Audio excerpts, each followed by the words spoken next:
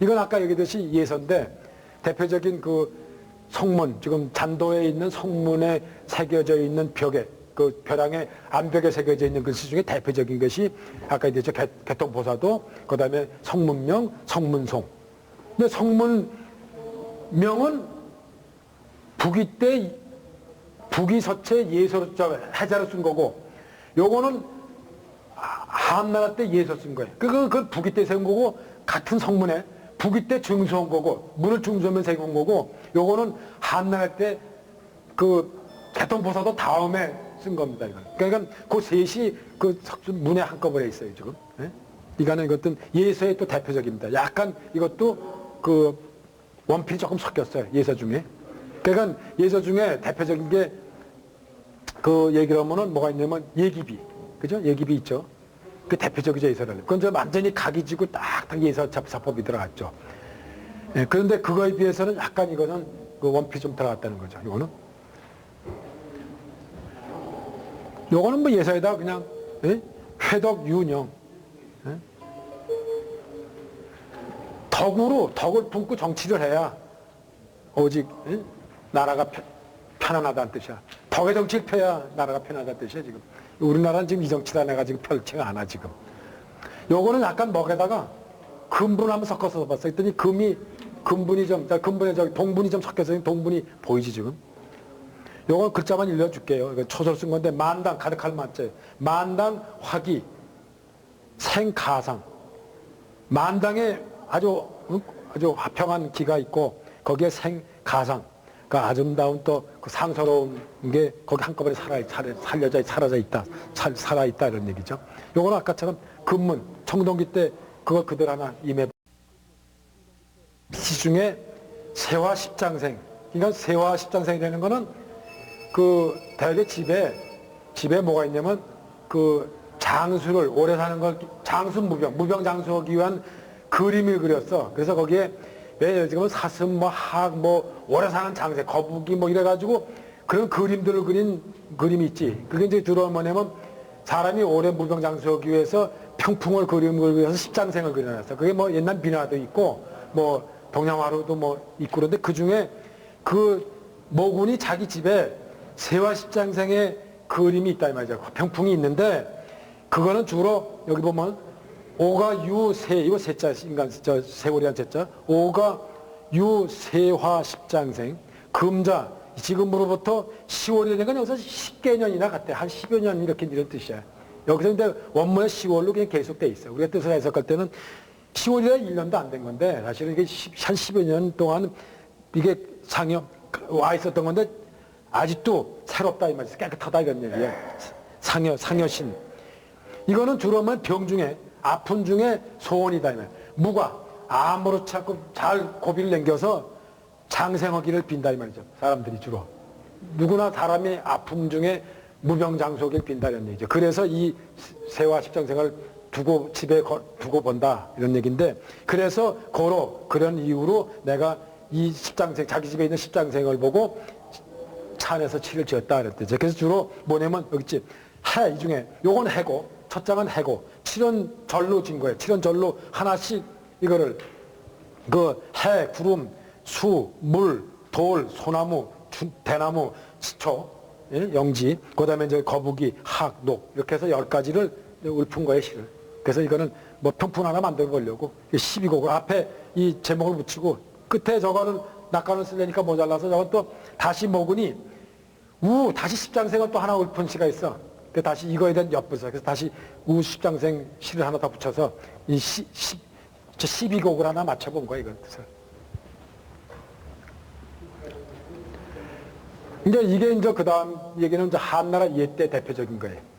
선우황비라고. 이게 발견이 조금 늦게 됐어.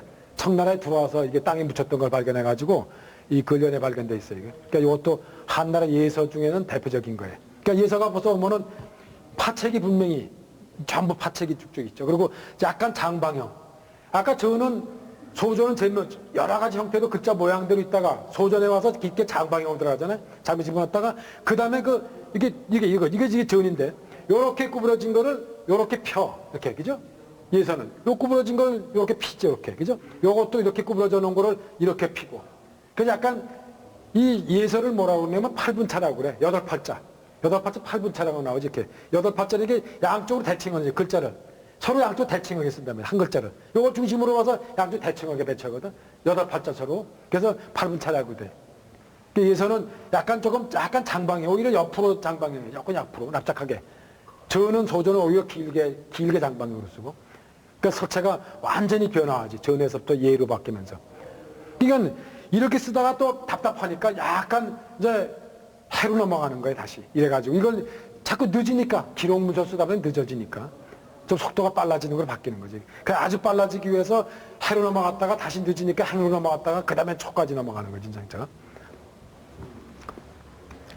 요거는 이제 그 한나라 때 발견된 건데, 그러니까 한나라 때 이런 서체가 있는 거 하면 이런 서체도 있는 거예요. 그죠? 요것도 무덤 속에 나온 건데, 이건 비단. 그래서 이거 백서라고 그래, 백서. 비단 백자 써가지고, 흰 백자 밑에 이렇게 두건건자 쓴 자 백자지. 그 백자는 비단 백자예요, 그래. 그 천에다 쓴 거예요. 천에 써가지고 무덤에서 나왔는데, 그 요런 종류가 몇 가지 있어. 그 종류 중에 백서라고 따로 있어.